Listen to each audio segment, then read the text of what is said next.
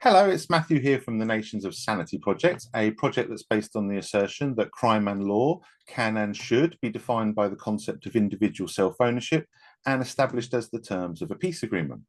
And I'm sitting down to have a conversation with Adam Haman from Haman Nature, which is his YouTube channel, and I will put a link to that in the description. I highly recommend it. It's recently become my favorite YouTube channel, and there's lots of great conversations on there, including a very great conversation that we had, which was our first conversation, where we kind of talked about the Nations of Sanity projects a little bit, and I'll put a link to that. It was a great conversation.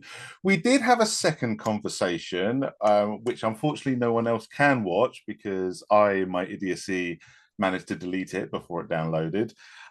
So this is actually our third conversation that Adam's been gracious enough to give me time for a third time, and I very much appreciate that. So I just want to hand over to Adam and say thank you very much for giving me your time again. Oh, thank you, Matthew. It's a pleasure. And on behalf of humanity, I will forgive you for the crime that you created or committed, deleting that conversation we had. Number two, it was really, really good. So I hope this one lives up to that's the former glory. Yeah, Thanks for it having was. me back. Yeah, you're welcome, and it was really good, and I am gutted to this day that it's lost for everybody else. But I still got a lot of great value out of it, and our first conversation was also very good, and I recommend people check this out. And also because this conversation, although our previous conversation was about the Nations of Sanity project and kind of scrutinizing this, for this conversation, I actually wanted to talk to Adam about the immigration issue and focusing on that and how it relates to property rights and libertarian principles. And to be perfectly honest, in addition to obviously, watching his channel in general, if anyone wants to get a good background on this conversation, I'd recommend the recent debate he had with Jacob Hornberger, which was moderated by Bob Murphy. I believe that's also on your channel, is it not? Yeah, that's part of the crossover series. Bob and I put out the same video content with like a different introduction. And the only correction I'll make is it wasn't supposed to be a debate. It was supposed to just be a discussion between the three of us, but I guess, I don't know, must have, his hands must have been slippery and he let the leash go a little bit. So I went after Jacob a little bit. Um, Respectfully, I love the dude. He's a hero. I was always for the last, I don't know, 30, 40 years and still is. I just disagree with him on this subject. And I was getting a little frustrated.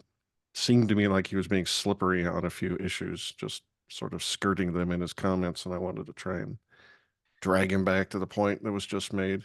And it was worthwhile. The history of it was that Dave Smith debated Alex Noroste. I mess up that dude's name every time. I'm sorry.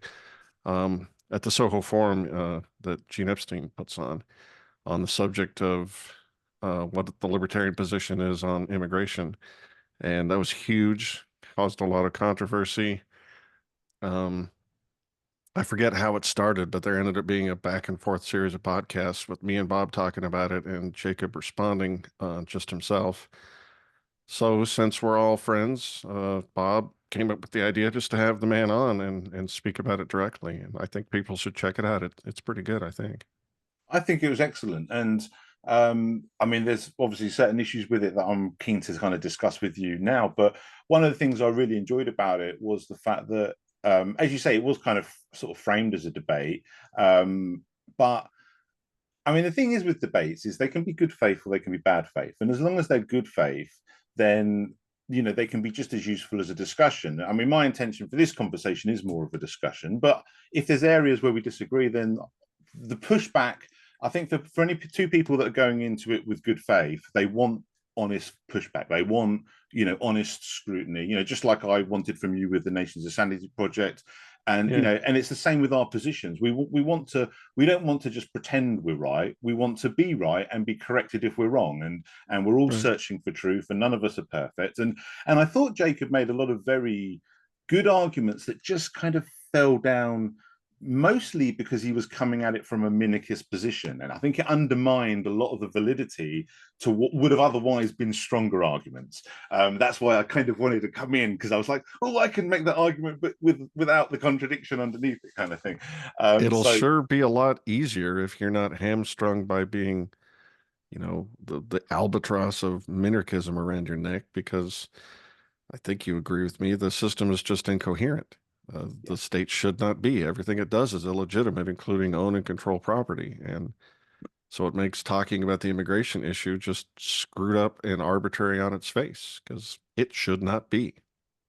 Yeah, no, I agree, and that's why I think we need to be kind of I wouldn't say like easier on each other, because I still think the scrutiny is important, but I think it needs to be good natured and good faith. And that's one of the things I enjoy about your channel, is even when you're kind of picking apart something, you're doing it for the sake of picking the argument apart rather than trying to tear down any individual person. And I even remember when you were giving me scrutiny on the Nations of Sanity project, and you were saying, look, I don't want to tear down, you're fighting for liberty, and I don't want to tear down that or anything like that. But as I say, like, from my point of view, it's not tearing it down, it's helping it be stronger, because if there's flaws that need holes that need plugging, then then help me plug them. And if there's flaws that need fleshing out, and I just think that good faith debate, like the one you had with Jacob, is so important for us, because I think because even in that conversation, by the end of it, I felt that there was even a little bit of common ground that was being illuminated. And as I say, I think that would have been better done if Jacob was coming at it from a kind of more consistent principled position of voluntarism.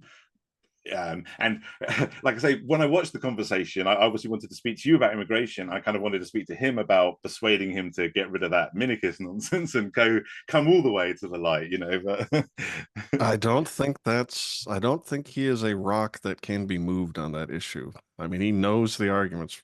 He's a well-read man, and there's just, for one reason or another, I don't know what it is, he's not going to budge. It's unfortunate. Yeah.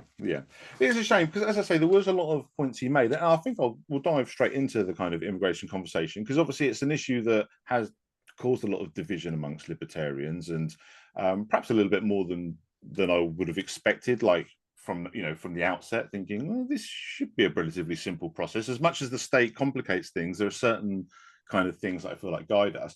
But there was kind of two issues that I felt that he touched upon, but didn't quite hammer home in the way that I kind of wanted to. So I kind of wanted to revisit with you. One of them was the distinction between, because obviously there's this issue, there's obviously private property, and as libertarians, we all know what to do with that. But the complicated part is the public property aspect. And one of the arguments that I've seen a lot of people on the libertarian side who are, let's say, I don't like the closed border, open border thing, because it doesn't really represent either side, but the people that are kind of for immigration controls, and the people that just say no, we shouldn't have none of it.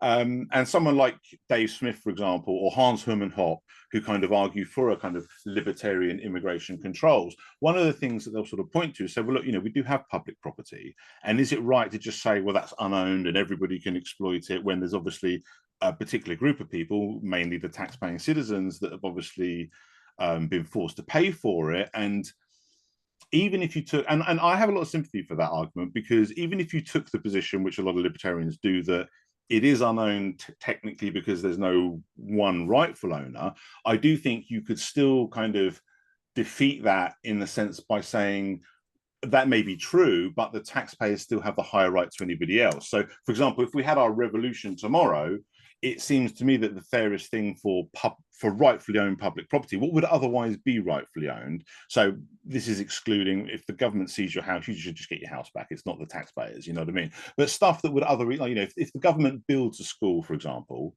then obviously take out the coercion aspect of the government, and let's just say the public voluntarily built that school, they would be the rightful owners. They would kind of all collectively be private owners. As complicated as that might be in many ways, that would seem to me a fair. So, and a lot of the kind of pro-immigration control arguments seem to stem from that kind of idea. We're saying, well, look, a lot of the public, a lot of these taxpayers don't want, like, say, uncontrolled immigration or open borders or whatever, and because they have a rightful claim to this public property and a lot of resources that can be exploited, there's a kind of claim to be made there. And I kind of have a couple of problems with that argument, although I do see where the validity of it comes from. But one of the kind of differences that I thought that Jacob kind of brought up, which I also think is an important distinction, is even when we kind of take that argument on, we still need to distinguish between actual property, for example, a public school or a park or even a road, and an area that's not actually property. So like in our ANCAP world, it wouldn't be anybody's private property because it's just not homesteaded, you know, like the wilderness, the lakes, the forest, these kind of, you know, large areas of like off-road travel, all of these kind of things where and because the reason why I think this is an important distinction is we all seem to operate with a kind of freedom of movement, which obviously doesn't include invading people's private property, but does obviously allow us to travel, like, you know, outside of people without trespassing on people's private property. So there's kind of like a distinction that I think needs to be made between, as I say, what is at least property, and even if we take on the kind of argument to say that that should be, it's the public property should be privately owned by the public, if you catch my meaning. Even if we take that argument and say that, and let's assume that there's a sufficient consensus among those owners that they don't want immigrants or whatever the rule might be, my point would be is that would still only apply to the property. Like if you've got a no smoking rule in the school, it still only applies to the school. It doesn't mean you can have a no smoking law for the entire country. Do you know what I'm saying? Like it would only apply to these areas that would actually be property that in a private property society would obviously be somebody's private property, even if it's more than one person that owns the property. But when you're outside of private property, when you're just roaming the free land, not that there's much of that, but but you know, but when you're doing that, then this is when the rules for someone's private property, you know, like the rules for my house don't apply to anybody outside of my house, you know, and it's the kind of same kind of ethos. So even if we kind of accepted that there was some way that we could exclude immigrants or foreigners or whoever we wanted from actual public property as an actual property, like a school or a park or whatever it is, I don't think that means that we can exclude them from the entire country, because the entire country isn't a piece of private property. It's obviously a large area that includes a lot of different people's private properties, some of whom may want to invite immigrants. And I know Jacob went through that kind of line of argument with you. And then, but like I say, but then there's also a lot of areas that wouldn't be rightful property and are just kind of unowned land, kind of almost what I would call like unavoidable commons.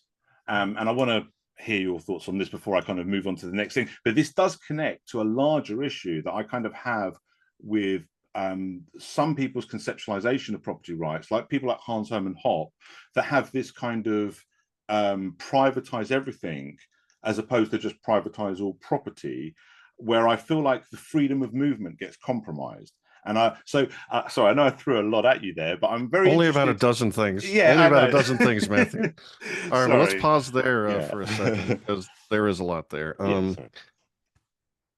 For starters, people like Dave Smith and Hans Hermann Hoppe should not be categorized as favoring a state immigration policy. That clearly isn't true. They want anarchism and nothing but private property. Their argument is that if I can't get rid of the cursed thing that is the state, we can at least prefer one policy over another. And that's why Hoppe suggests things like bonds and invitation as a means to try and eliminate both harms that the state causes with an immigration policy. It forces people to not be able to associate that want to associate, and it also forces people to have to associate that don't want to associate. And something like an invitation policy with something like a bond or some form of insurance mitigates that. And then Dave would point to some level of immigration policy that's less than, all 8 billion people can come here. But neither one of them thinks that the state can run a coherent policy. That's the distinction between them and Jacob. Jacob thinks they can, and that policy is open borders. And that's really the only objection that I have, that no, the policy cannot literally be all 8 billion can come here if they want to, and you can't just hand wave that objection away by saying it's unlikely. The next thing is that, just like Jacob, I want to live in a society that has a whole bunch of freedom of movement. And I think if the state were involved, we'd have a bunch of freedom of movement because it benefits most people. Like a business owner in general wants traffic to their store. They don't want to hold back anybody unless they're causing some sort of a problem. I think we have a general ethos in the West that there should be rights of way. And I think if all property was private, you'd have a whole bunch of rights of way because that's the kind of society people want to live in. That would stop at your front door in your backyard, obviously, but I think in Ancapistan, you get the society that you want to live in. And most of us do want free and open access, just not unlimited. If it becomes a problem, you have the right to close the door. And if somebody is behaving poorly, say pooping or masturbating on the street or camping out there, you have a right to say no. That's not allowed. You're not. This isn't you using it as a thoroughfare in a peaceful manner. Um, and then it's interesting you brought up um, the wilderness. I was discussing you briefly with Stefan Kinsella, and I said, I think Matthew believes that there are things in nature that by their nature cannot be property. And he said, well, really? And I said, I think so. So it's good that we're having this conversation now. We can flesh that out. I don't think you're right about that. I think atoms are atoms, but I do think that homesteading isn't just I throw the rock with my initials on it in a lake, and now that's Lake Adam, and that's just all mine. That would be crazy. There is a limitation to what you can homestead that has to do it has to do with your nature as a human, like what you can do. You can homestead a little area with a house on it and your garden that you interact with every day. What Locke would call mixing your labor or something like that. But, the colonialists can't sail across the ocean and plant the flag in the new America and say, this is for Spain. That's crazy. And a lot of people, when you talk about homesteading, they think you mean that. But all that said, I do think that mountains and great vast wildernesses and lakes and rivers can be homesteaded. We used to, back when we thought legally along those lines, we started thinking in terms and writing in terms of riparian rights, the rights to a certain amount of percentage of a stream's water flow and a river's water flow because you homesteaded that. And if somebody upstream tried to deprive you of that, they'd be violating what you homesteaded, but you didn't homestead the whole river. That would just be crazy. There's a human-sized limiting factor to what you can be legally called an owner of. And I think that principle is in play with lakes and mountains and stuff. So it would be very, very odd. In fact, I can't even picture how it would happen, for one guy for Elon Musk to own Mount McKinley or whatever. I just don't think that could happen. But to say that these things cannot be owned in any measure, I think is wrong. I think what you'd end up with is various limited claims of property that are recognized with a whole bunch of easements that are probably historically based. So you couldn't just close the door. Somebody has a right to cross this lake or river or whatever, cross this mountain, cross this desert. I think it would look like that, which is going to be unsatisfying to armchair theorists. But the real world, including that of property claims and homesteading, is messy and contextual, and there's going to be room for disagreement, which is why jurisprudence is a beautiful art, not just a logician's science. And then you probably raised about 6 other things I'm going to forget to mention, but let's pause on that bit because just to add I want to get a bit of clarity. I want to add a clarity to my position on the certain things can't be owned because just to because I'm surprised that Stefan's surprised, but he might be misunderstanding the characterization because sure. we've had a conversation about this issue, and it's not that there's because it's not that there's no atoms in those mountains or wherever we're talking about, but I'm saying that there's anything about them that that's unownable. But what I'm saying is, and to give you like an example, is imagine you live in just some area like that is surrounded by a lot of unowned area, like you've homesteaded your own little area, but you've got your property borders, and then say someone moves to the north of you, but they're not encroaching on your property areas, and they're not cutting off a stream to you or anything like that. It's all good. And then someone else moves to the south of you, and then to the east and to the west, and then slowly but surely this C-shaped circle and like an incomplete circle forms around you, but it's an incomplete circle, so you're not trapped. But let's say it gets to like a point where it's like a C shape, and you still have your coming and going, and you're free to do that. But then let's say somebody closes up that C by homesteading that open space in that property, and now you're trapped in this circle of properties. That is when I'm saying a violation has occurred, because no one is allowed to imprison you in that way. And all of the other property owners in that C did nothing wrong. And you don't have any right to trespass, because it's one of the points that I think Stefan came at me quite quickly with. Well, does that mean someone has a right to trespass on my property just because he can't? I think there's an error in that analysis. Okay. Unless you're talking about you in the middle of that sea and you've like never been anywhere, like ever. Like you've never walked 2 miles to the north before a guy built a property 1 mile to the north. You just never walked there and had a picnic or drank from a stream or something. But every time you egress like that, you've homesteaded a little bit of a right of way. So like we think in terms of property now with subdivisions and zoning codes and streets. So we think that property is inviolable. But in the situation you're describing, no, man, you and your C, before any of the other homesteaders came along, you'd homesteaded some easements already. So the very first handful of developments probably would have had to, assuming that the law was working correctly in this situation, have provided you an easement right off the bat. So you would have been entrapped in a C. I think it's just a misframing for how property rights come into existence and what homesteading means.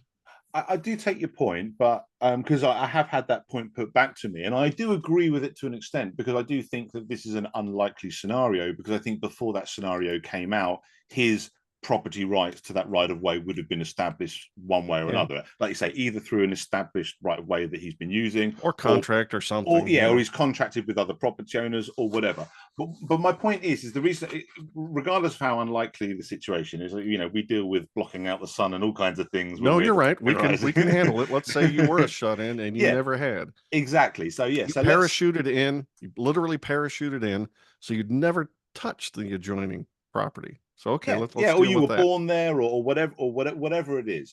Because my point is the reason why they don't have the right to trap you, even without these things that would likely be in place to make this a non-starter, but even without those things, I would say that they still don't have the right to close that C, because our property rights are defined, in my mind, as literally our right to exclude others. That is what our property rights are, which applies only to our property. So like, you have the right to stop me from, passing onto your property, but you do not have the right to stop me going to places that you don't own.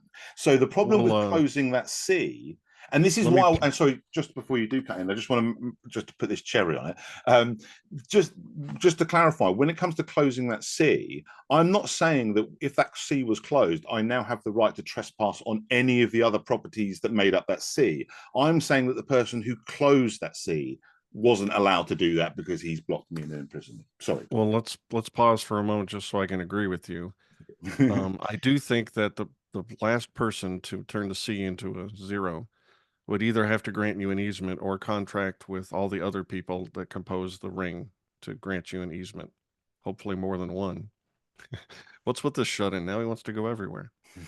So I agree with you. The property rights are not an invitation to deny somebody access to the entire world that it's not the purview of these people in the ring.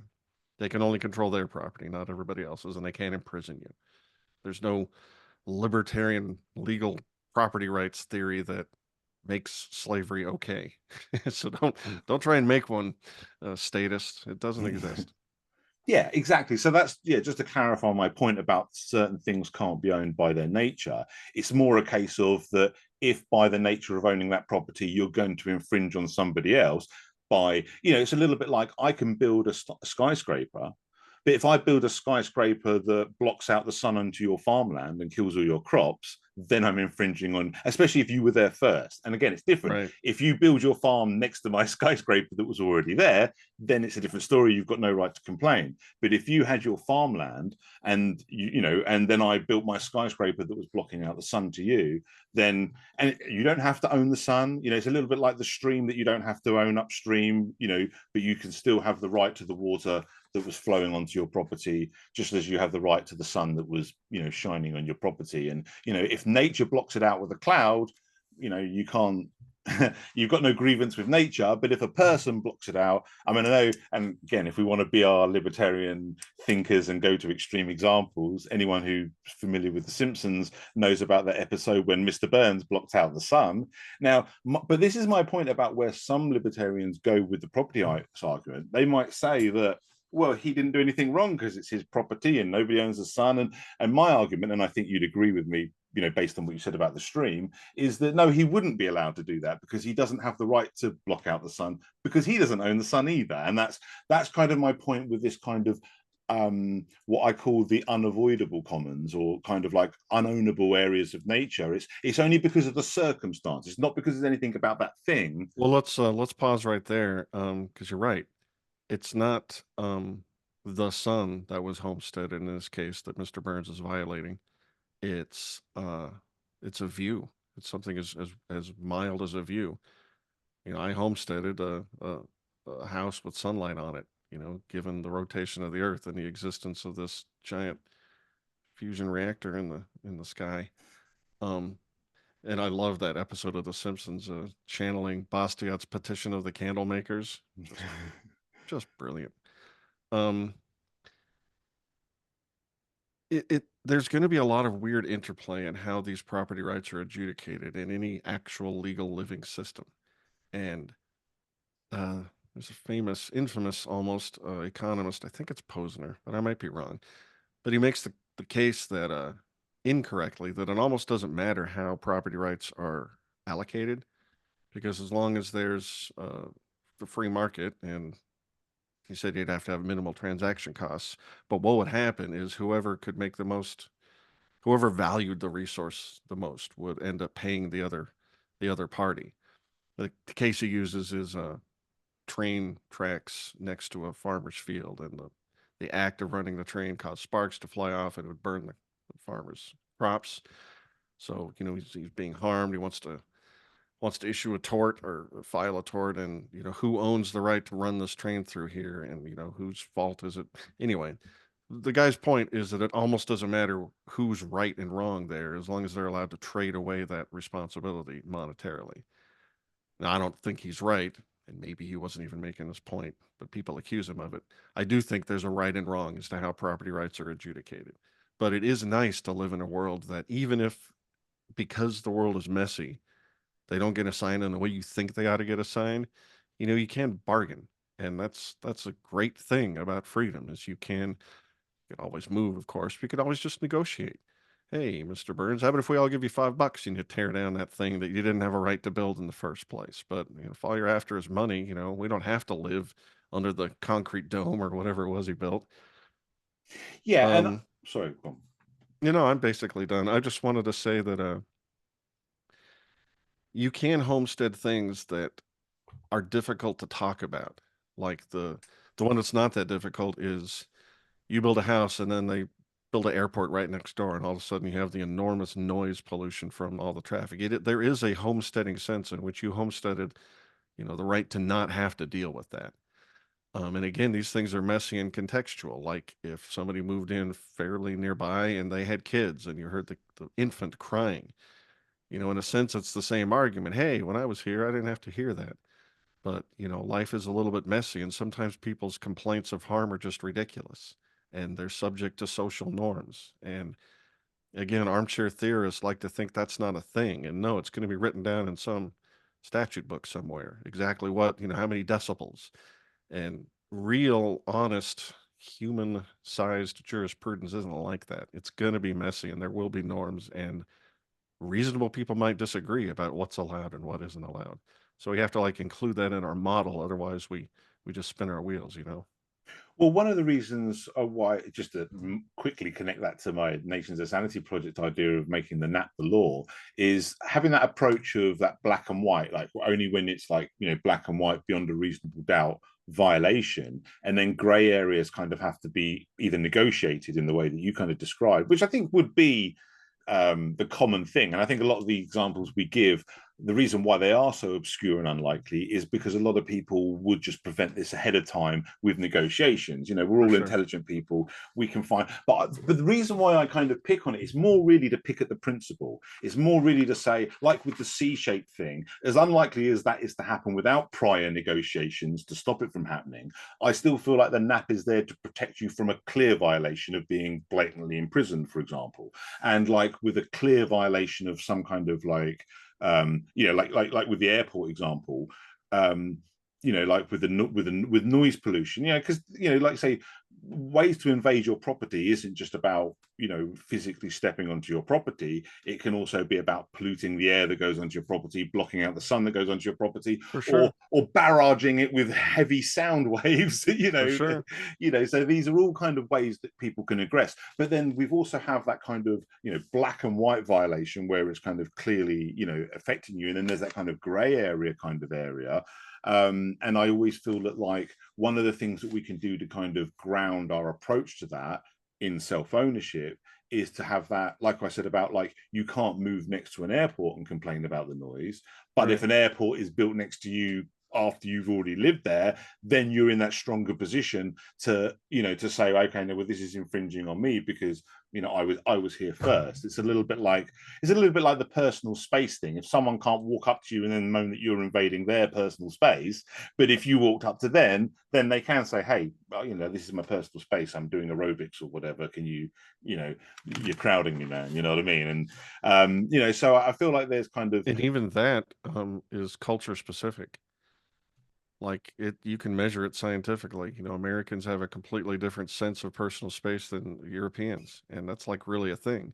So you would expect the law to take that into consideration, and which area you are in, dominated by which kinds of judges, would determine how that would get, what opinion would be rendered by a specific judge.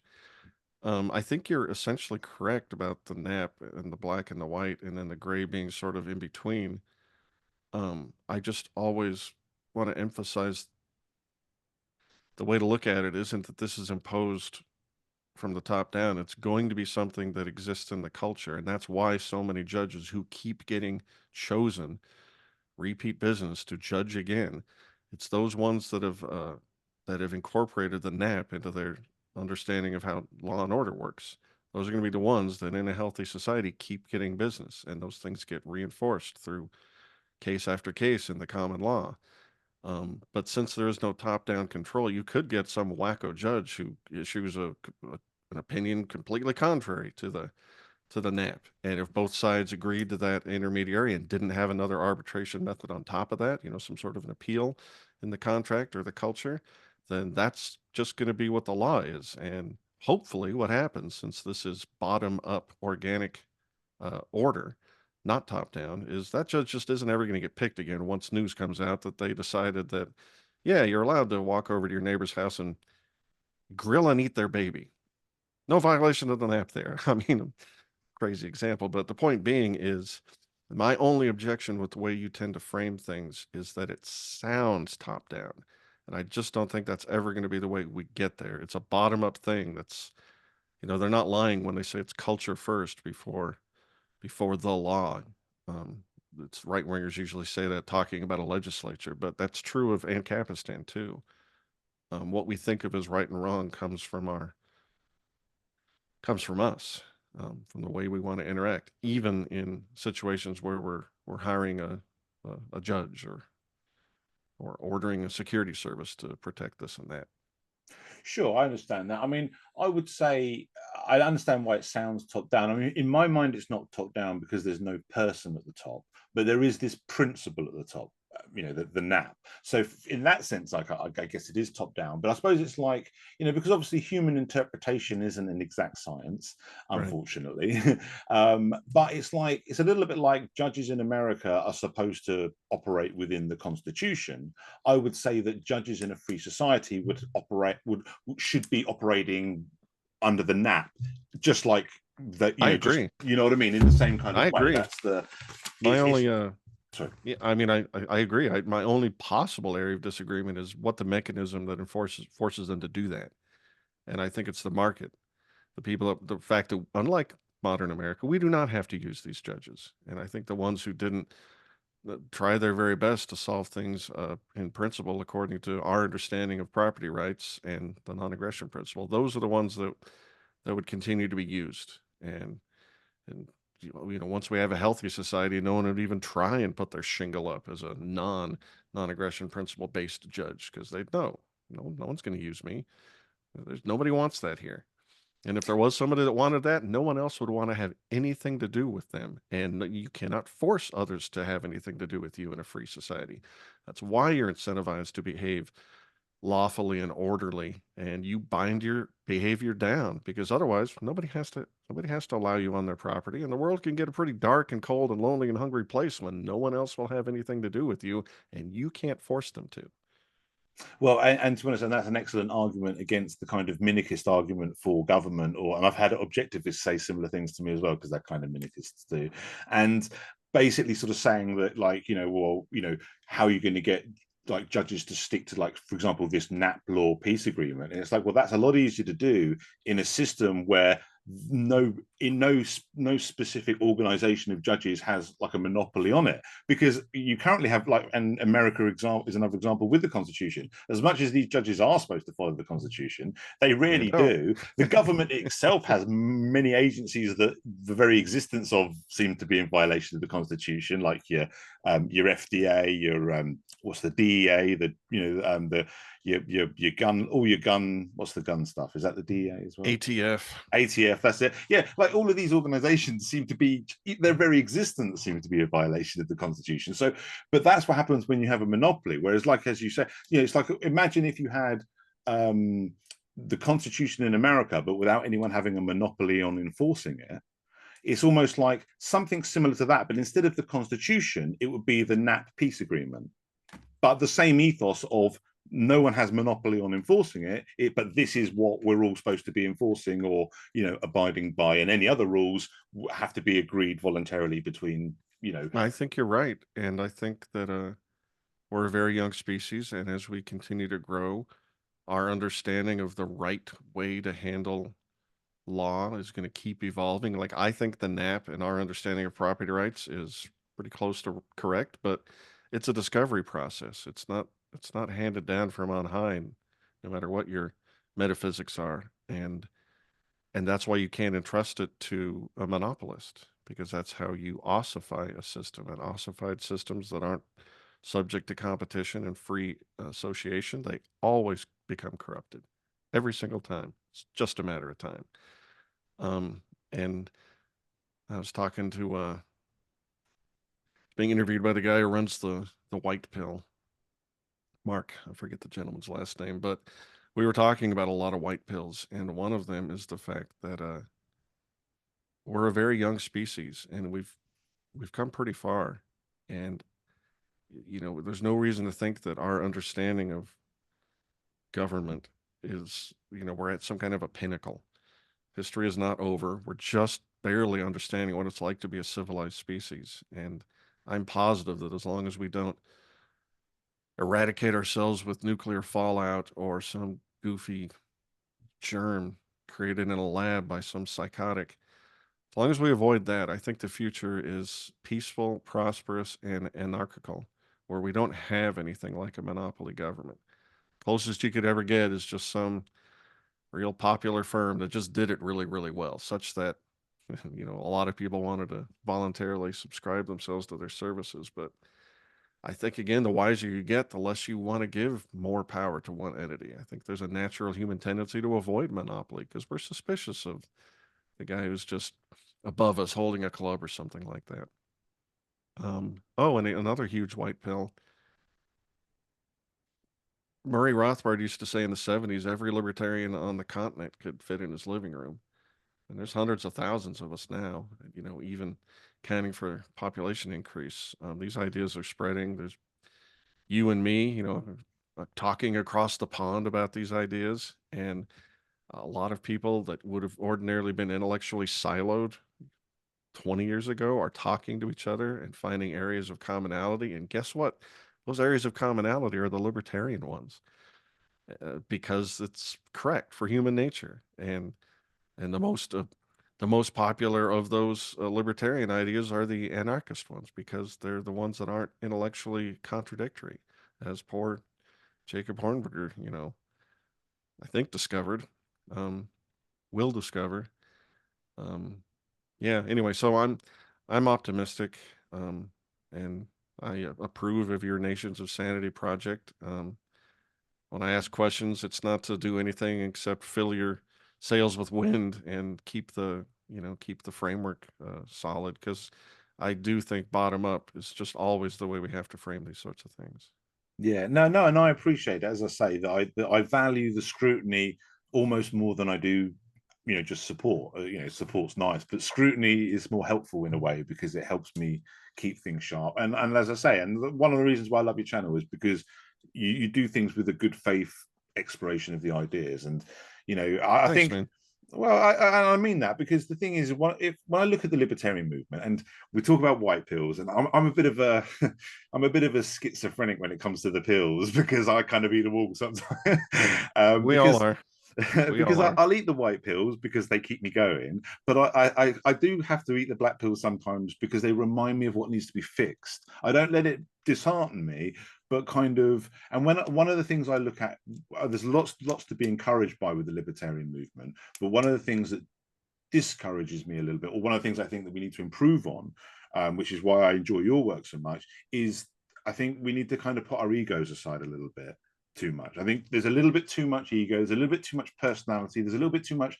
I mean, it's a lot like with immigration things. Like, I'd love to debate or discuss with Dave Smith about immigration, but not because I want to tear him down or I think he's bad or anything. I just think he's incorrect on certain things, and I'd like to talk to him about that. Maybe I'm incorrect. Maybe that's something we can discover together. But I think, but when instead of so much I see in the discourse, it's just name calling. It's just, oh, you're this and you're that, and it's like, forget all. And that's what I liked about your debate or discussion with Jacob is, I know there are a few times where it got a little bit prickly, but for the most part, it was good faith. It was an exploration of arguments. The objections were always with the arguments. There was no assumptions of ulterior motives and stuff like that.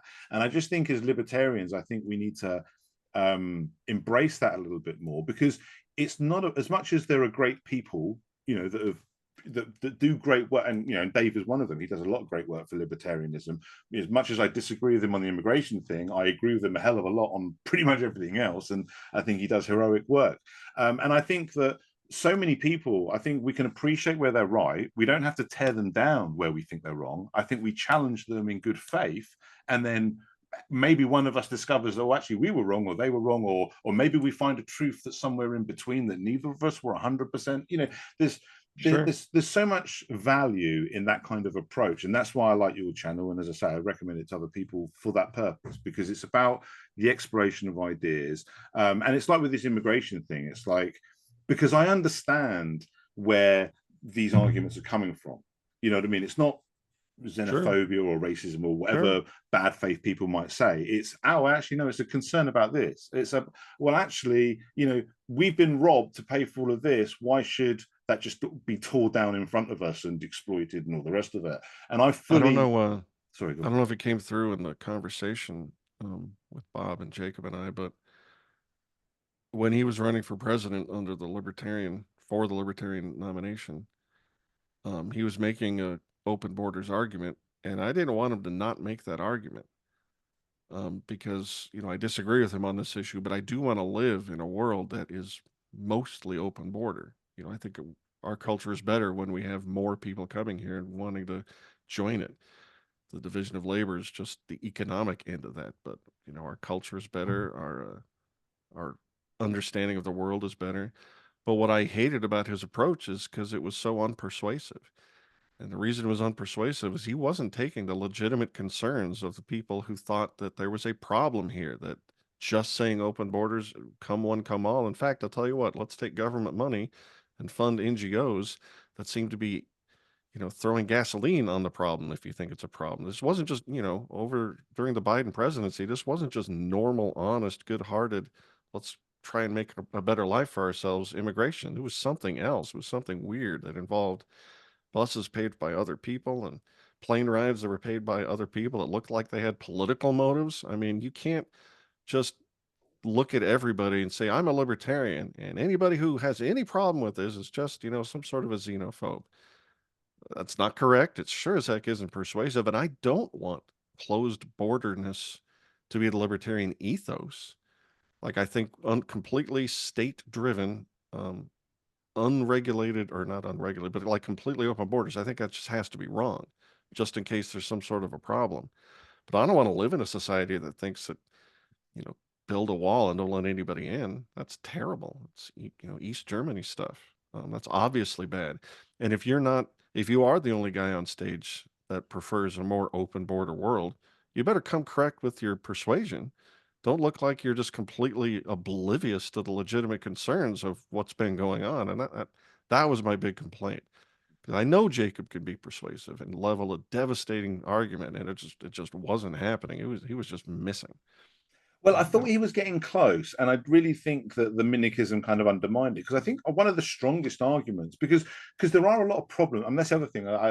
One of the things that when I watched Dave versus that Alex guy, I think he's said himself. But one of the things that frustrated me about Alex's side of the argument was he was not that there's anything wrong with making the case that immigration is, a net positive or whatever, but for people that aren't buying that, you're not moving them anyway. And and even if you are buying that, that doesn't mean that there aren't any problems, even if you think it's a net positive overall. And a lot of these problems are problems that people aren't prepared to suffer. And why should they have to? So I fully accept that. And one of the reasons why I kind of have always wanted to dive into this debate is because I feel like I do understand those problems, but I feel like we have, because the immigration issue has two aspects. There's the principle side of it. As libertarians, what does our principles tell us we should do? And then there is the pragmatic side of it, like, because obviously, we've got to look at the consequences. And I think in both aspects, I think a kind of consistent principled application, not only about being faithful to our principles and all the rest of it, but also I think that there's a more effective solution that's illuminated in that direction. Because, for example, rather than getting, the problems with immigration stem from its inorganic nature, as you mentioned, the fact that it's being subsidized, the fact that we have this welfare system, this law system, and all the rest of it. And none of those things are easy fixes, but then again, neither are border controls that people would want clearly to clearly. But my point is I feel like, okay, well, we've got this problem, and let's say there's two solutions. Let's just imagine that we can enforce the border and control immigration, or we can remove the things that cause these negative externalities. We can stop subsidizing it. We can put walls around our welfare system rather than around our country, do those things. And the reason why there's a lot of reasons why I feel that's the path we should be taking,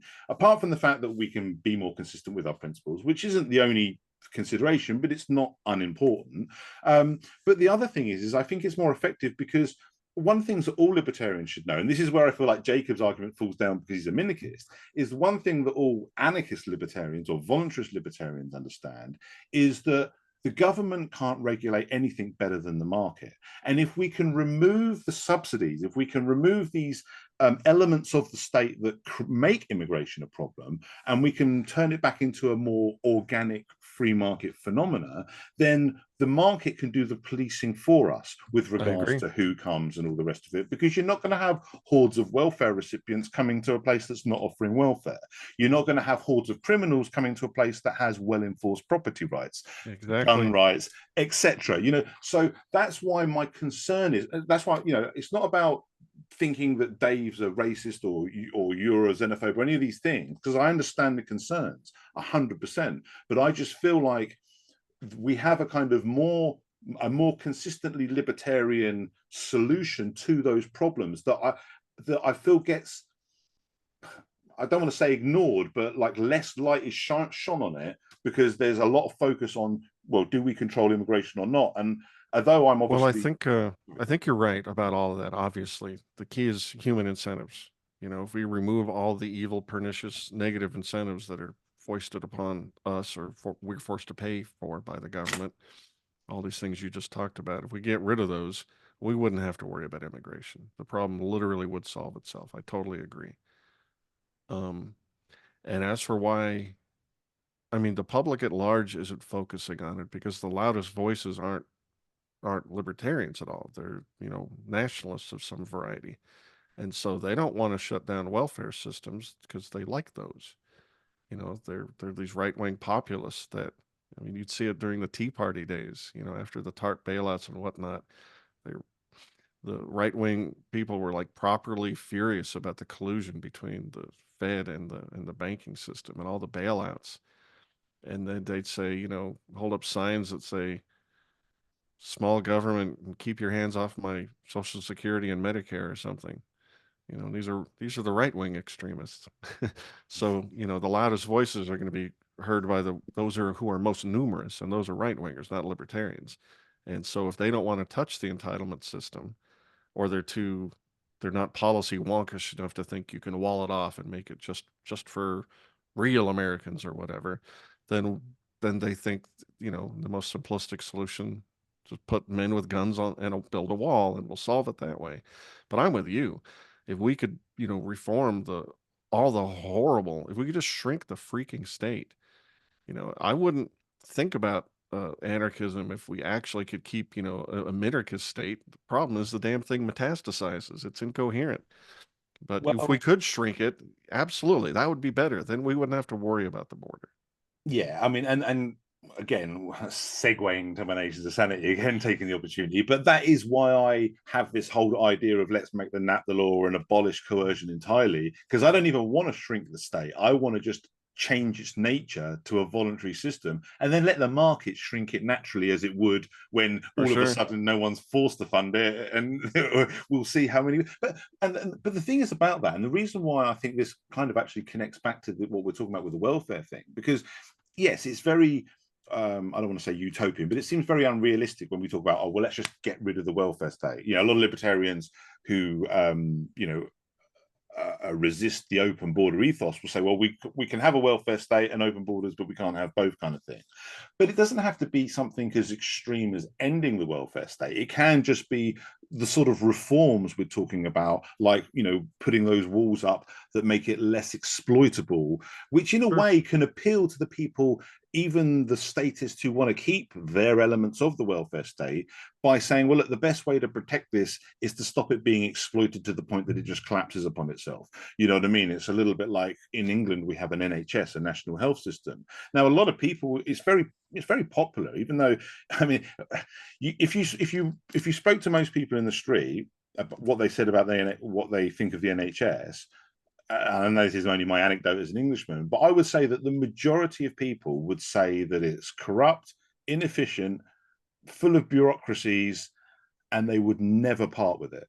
They would never want to lose it, because there's certain elements of it that they just don't want to, that they treasure. The whole idea that people are taken care of. We hear horror stories about American insurance people and getting charged $2,000 for an ambulance ride and all this sort of stuff, and think, I mean, we don't want, and obviously their fear when you sort of talk about getting rid of the NHS or making it, removing the coercion, is which obviously what I'm saying, their fear is, well, we don't want the American system, or we don't want that system. And I think the thing we kind of need to really kind of, and it's not easy to do, but the real thing we really need to hammer into people is that we're not swapping one statist nightmare for another statist nightmare. We're swapping out coercion for freedom. And like how that would play out, say, for example, in England, where we already have an NHS system, is you remove the coercion, the NHS doesn't disappear, but now it's subject to the same free market principles of meritocracy that any private provider would be, in which case it would then either shrink organically if it's just not something that people want to be part of, or maybe it will be stronger than ever, because under a voluntary system it will no longer be corrupt, because as you mentioned earlier, and you're quite right, coercion guarantees corruption. If you're operating on coercion, then the corruption is pretty much a guarantee. It's almost inevitable, and it makes me, one of the things, I often shake my head when people kind of wonder why government are so bad at this, and so why are our tax-paying money, why is our tax being wasted? It's like, well, because it was stolen from you. And do you expect a thief to spend your money in the ways that you want to? They'll give a little bit back to you because they don't want a revolution, but they're generally going to spend most of it on things you don't want, because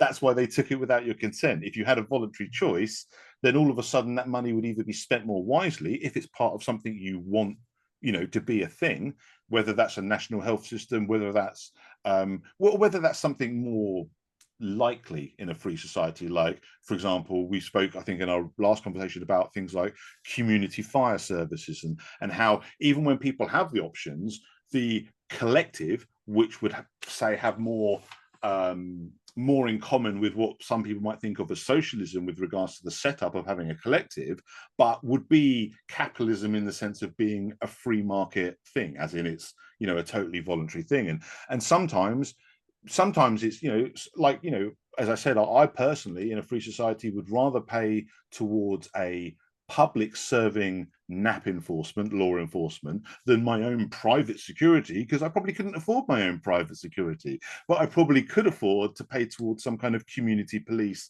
that, you know, that looks after us all. So, but maybe not. I'm not predicting these things. And one of the things I think we mentioned in our first conversation is the beauty about establishing freedom is we don't have to predict how everything's going to be solved, because free people, that's the whole point of the free market. It's free people. But I think we need to emphasize, and this will help. Sorry, go on. And not only, you know, would it be inappropriate for us to predict, you know, what it would look like?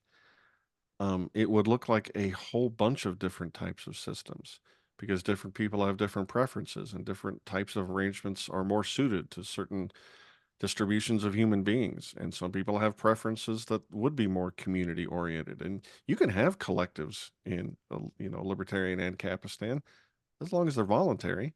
And some people genuinely want to organize themselves that way, and that's fine.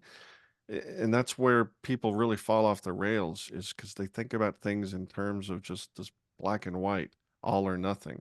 And if you can't tell me exactly how many security providers there would be, well, that's just proof that this is unsustainable. You know what you're talking about. And as I said when I was talking to Bob Murphy recently, it's just perverse, and I'm sure it has to do with the propaganda and the fact that the government runs the schools. But the only social system, how did I say it? Only the status quo statist system is immune from comparisons to utopia. It doesn't matter how crappy the current system is. If you try and think of anything that maybe would be better and more suited to our human nature and more humane, more honest, less corrupt, if you can't describe the perfect utopia and prove it on paper with a geometric proof, well, forget it, man. Then we better stick with the authoritarian government that's just ruining us. And it's weird. I don't think that's a human nature thing, although you could argue that it is, because fear of the unknown is wired deeply into us. But I think that's a propaganda thing. We used to be more adventurous. Yeah, I think you're right. I think it is those. I think it is the human nature thing. I think it is the propaganda thing, and I think it's a bit of fear. I mean, that's obviously the unknown thing, but I think it's also the fact that, because the thing is I think things have to be really bad for people to want a revolution, because a lot of people understand that a revolution can just be worse, you know, no matter how bad things are. You know, I was just about to say the French had a revolution too, and so did the Bolsheviks. So, like, if you're just a normie and I come along talking some things that sound revolutionary, I can understand being skeptical. But this is different. But that's why I think certain elements of this is really important, like the points that we both just made with regards to voluntary collectives. That's something that I think is very important to emphasize to our leftist friends, because a lot of them aren't going to just abandon their socialist ideals and become capitalists, but they might abandon the coercive part, because you could convince them that the coercion actually corrupts all their collectives anyway, and that's why after all, go where they after all, how goofy is their system if you couldn't just have a bunch of people voluntarily do it and have it work? There must be something wrong with your idea if it relies on the gun and the guillotine and all that, right? You well, think yes, this works or not? actually, yeah. I mean, you do kind of have them by the balls logically there as well, because they can't make a coherent argument against it, because they'd have to admit that their system would have to be forced for people to want it, and like you say, and that's the beauty of it. So I think, yeah, I mean, and again, and bringing it back to the immigration thing, I think that's one of the reasons why I kind of have been so keen to step into this conversation, because just like I want to reassure the leftists that they don't have to lose their collectives, they just aren't allowed to force me into it. I want to reassure people that are concerned about immigration that we can look at these problems, accept that they're problems, and look for solutions. But I just think that there's a libertarian solution that's more effective than what I would argue are statist solutions of, you know, immigration control and government stepping in to do something that we know the market does better. And if we just focus and I know there's not many voices, you know, obviously, you know, putting this out there, and Sam, I'm not attacking Dave at all, but Dave is one of the few people that is a pretty big voice. So that's why I suppose a lot of people are quite disappointed with his position on immigration, because he's one of the voices that could perhaps add a bit of volume to those better solutions, you know.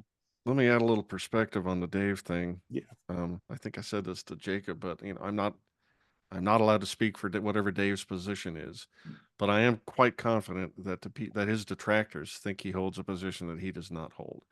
He doesn't want to build the wall and put 50 caliber machine guns on top of it. That's just not true. I think he was objecting to, you know, the words in the resolution, and the fact that it's being promoted as nothing but absolute full spigot on open borders is the libertarian position, no matter what. And I think he made great arguments as to why that's incoherent. But as to what he personally believes, I've heard him in other places say he doesn't want to live in a police state either, you know, and I think he would probably say something that I wouldn't, like he might prefer some tighter measure than I might prefer, but he's not some kind of xenophobe who just wants to shut everything down. That's not true. No, and I 100% agree, and I wouldn't suggest that for a second. And as I say, I like Dave. I think he's a heroic figure and right on most things. I don't think he's correct on the immigration thing, and some of his arguments, I mean, he does make some good arguments, obviously, on the issue. He's a great debater, but I think there's certain arguments which are part of the flaws I've spoken about, like the whole, you know, like to go back to the C-shape example and closing the C.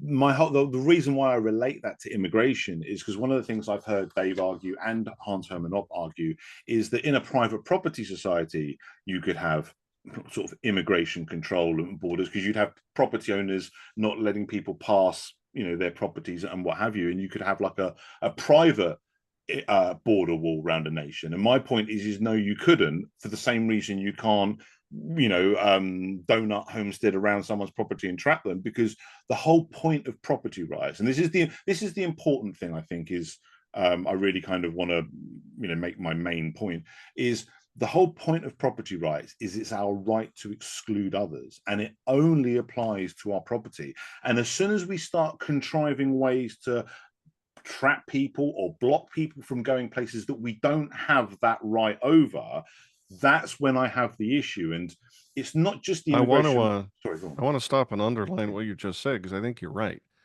Everything that was just said about the C-shaped example and then closing the C, and all the things I said about how in a legitimate property rights framework there would be already established easements. All of those arguments apply towards a straight line on the border of some quote unquote country. Nothing has changed. And again, in our minds, in our model, we think about the sovereign property rights that we have in our little neighborhood, where it is true, nobody really has an easement through our backyard. It's just not the way, you know, travel was set up here. Built this house in the desert. You know, this was a desert 100 years ago. No one was walking anywhere. But people port that intuition into the property around the border or the property in the sea that's about to be enclosed. And it's just as you say, people really don't have a right to just wall off with their 10 by 10, you know, piece of property, anybody having the right to go past it, you know, into the vast unclaimed property beyond. Even worse, especially when somebody there is waiting for them because they've extended an invitation. And that is true, and that is correct. And that's why when you oppose open borders, don't do it from a nationalist, xenophobic, I don't want them in here perspective, because now you're in the wrong, because you don't own the whole property either. The government doesn't, and neither do you. I agree with that. I want to kind of wrap up. If there anything that you wanted to mention that we haven't already, I do want to promote. You were kind enough to mention my YouTube show, Haman Nature, Haman. Use quotes. Otherwise, you get 50 iterations of Michael Jackson videos. And also, I do a Substack, the same, hamannature.substack.com. So If you like the way I think, I also write, and I put out an article or a podcast episode 5 days a week, and they're all about all sorts of different things. It isn't just libertarianism. I talk about epistemology and culture and all sorts of things because I'm just very interested in humans, and I want what's best for us. Yeah, no, I'll put links in the description for people to check out. And as I say, I do Awesome. highly recommend it. Like I say, I really enjoy watching you. I'm not just saying that. I do enjoy watching your YouTube channel because I enjoy the conversations and I enjoy exploring these ideas. As I say, I'll put a link to that so people can check it out, and our previous conversation and your debate with Jacob Hornberger, so people can get a full thing of that. Yeah, I mean, I think we'll kind of wrap it up. It's obviously just been over an hour, so we'll keep it like that. But yeah, just to kind of, if I can just kind of put a little summary bow on it, because I think we're all, and that's the other thing as well. I think we're all we all want liberty, we all want freedom, we all want the ideal society in that. And I suppose the reason why I kind of wanted to step in on that immigration conversation is I just felt there was a certain points that weren't being kind of made. As I say, I think Jacob came very close. He kind of danced close to a lot of these points. But as I say, because he had that kind of minarchist perspective, like I say, for example, making the point that the market can police immigration better than the government can with regards to who's coming here, and if we just get rid of the subsidies, that's solving half the problem, kind of thing. That's an argument he could have made much stronger if he had that mindset. But obviously, as a minarchist, he doesn't have that mindset, whereas as anarchists, we do, or at least we certainly should. So yeah, I just and he was trying to make, I think, the case that you were making, but for whatever reason, we were stuck in the wrong framework, and what you and I just went through would have been useful if we could have ported that into that discussion, because everyone was thinking about it in terms of the property rights of your tiny little house in your subdivision and your backyard. And yeah, no one can set foot in it without your say so. And that doesn't apply, strictly speaking, in areas where easements are already obviously in existence. Yeah, exactly. That's clearly true. Exactly. And at the end of the day, a country is nobody's house. And as much as we might have some kind of collective claim over property that's public property, you know, like schools and what have you, I still don't think that gives us, I still don't think that translates to the argument, you know, like when I hear, like, you know, what does that mean? We've got to let heroin addicts into school if we're not allowed to stop someone, you know, emigrating into this country. And I'm like, well, that's not the same thing, because one is a piece of property. Even if there's arguments about the rightful owners, it's still property that you would otherwise be able to exclude people from.